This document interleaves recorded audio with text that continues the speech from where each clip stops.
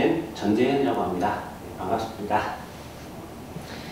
저희 오늘 이렇게 강의하게 되는 내용의 핵심은 실무 서류 작성하는 실무 강의가 아니고요. 개관이라고 해서 법률이 어떤 개념인가를 이렇게 파악하는 내용입니다. 그래서 개인회생 파산 분야하고 직접적으로 관련이 되는 민법이나 민사집행법 등의 법률이 어떤 의미를 가지느냐가 가장 핵심이 될 것 같고요.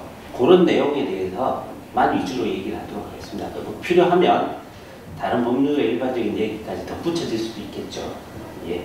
그래서 강의는 총 4수로 구분됩니다. 1강, 2강, 3강, 4강 4번의 강의가 되는데, 첫 번째는 채무자 회생 및 파산에 관한 법률의 목차를 가지고 이 법률이 도대체 무엇을 하는 것인가를 아는 과정을 할 거고요. 그 다음 두 번째는 회생 절차와 파산 절차를 구분하는 거. 어떻게 다르고 어떤 의미가 있는지. 그 다음 세 번째는 회생 절차와 개인 회생 절차를 구분하는 걸 할 것입니다. 이게 첫 번째 강의 내용이고요. 두 번째 강의는 채무자 회생 및 파산에 관한 법률의 총칙 부분을 하는 생각입니다. 이제 세부적으로 들어가는데, 그리고 나서는 회생 절차까지를 하는 게 두 번째 강의가 되겠습니다. 그리고 세 번째 강의는 파산 절차 전체를 할 것이고요. 네 번째 강의가 이제 나머지 남은 개인회생 절차나 국제도산 벌칙에 관한 부분, 나머지를 하도록 하겠습니다. 네. 그러면 첫 번째 오늘 강의에 채무자 회생 및 파산에 관한 법률의 목차를 먼저 잠깐 보겠습니다. 총 6개의 편으로 구성되어 있는데요. 1편은 총칙입니다. 총칙. 보통 법률상 총칙이라고 하면 이 법률이 무엇을 말하고자 하는가를 규정하는 게 총칙에 들어있습니다. 민법에도 보면 총칙 부분이 있어요. 형법에는 총칙이라고 되어 있지는 않고요. 총칙은 아닌데 총칙과 비슷한 개념이 또 들어있습니다.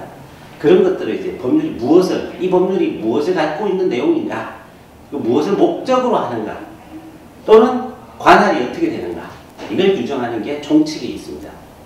그 다음에는 이제 회생 절차가 2편이고요. 회생 절차라 하면 이제 다음번에 회생 절차를 하실 때 보시면 알 수 있겠지만 미리 잠깐 땡겨서 말하면, 거기 드린 강의 자료에 첫 페이지에 나 채무자 회생 및 파산에 관한 법률 총칙 2강에서 한 내용이지만 거기 제1조 목적이라고 있습니다. 그죠?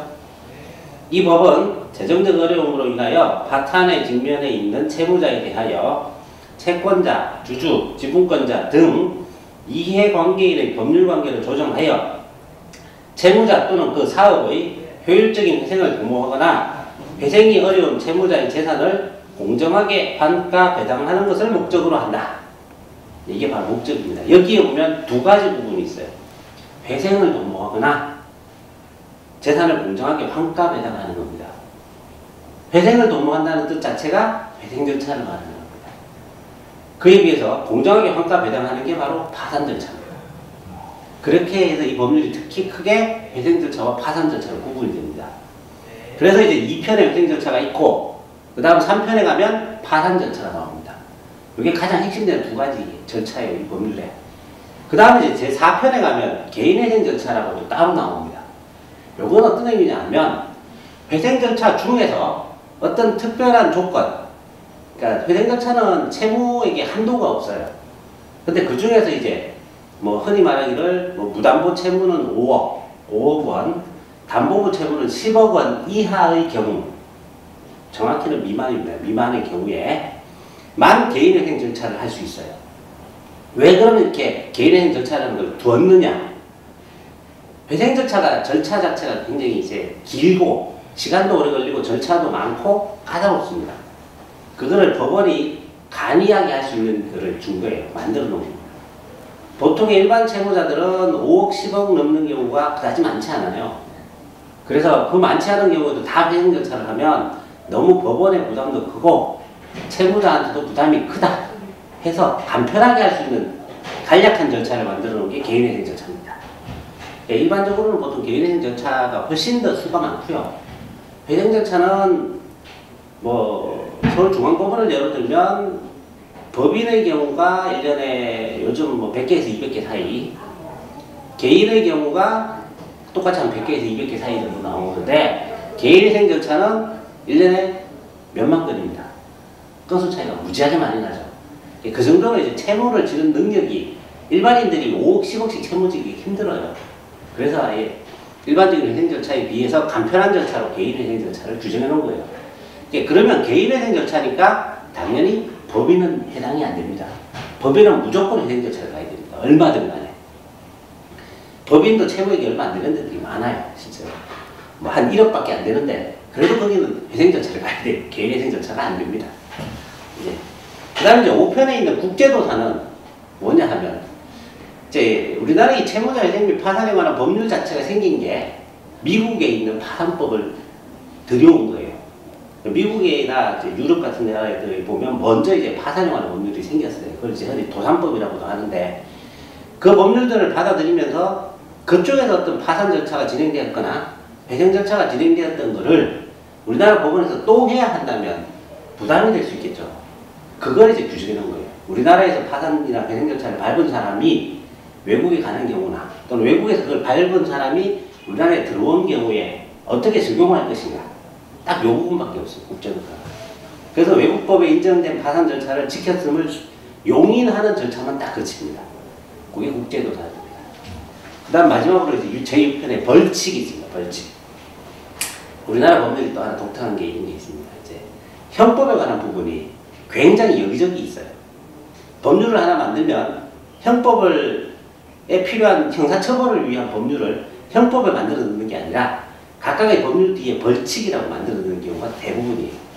그러니까 우리가 잘 아는 뭐 운전면허에 관한 거, 도로교통법, 거기도 뒤에 가면 벌칙이 있습니다. 그러면서 다 형사처벌을 하지요.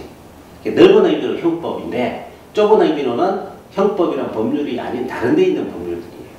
다른 법률들에 있는 벌칙, 형사조항이라고 합니다. 그게 이제 이 채무자 회생 및 파산에 관한 법률에도 있습니다. 있어서 이런 경우 중에서 특별히 어떤 경우에는 처벌을 합니다 라고 돼 있어요. 근데 실제로 처벌되는 경우는 그다지 많지는 않아요.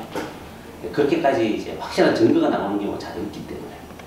또 하나는 이제 보통 이 절차를 거치는 게 채무자들이 신청하는 경우가 더 많고, 그러면서 채무자들이 어느 정도의 문제를 갖고 있긴 하지만 사실 심각하게 채권자를 침해하는 경우는 많지는 않아요.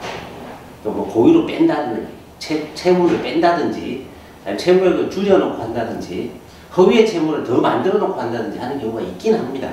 그러나 그게 일반적이지는 않고요. 또 어느 정도 절차를 진행하면서 걸러져요. 그렇기 때문에 그 처벌까지 가는 경우는 많지 않습니다. 그러나 규정은 있습니다. 분명한 것. 어쨌든 처벌될 가능성은 존재한다는 뜻이지요. 네. 이런 식으로 구성되어 있어요. 채무자 회생 및 파산에 관한 법률이 6편으로 구성되어 있는데, 그 이제 이 6편에서 각각의 의미를 지금 방금 쭉 말씀을 드렸어요. 제일 크게는 회생 절차, 파산 절차 크게 둘로 구분된다는 거 꼭 기억하시면 돼요.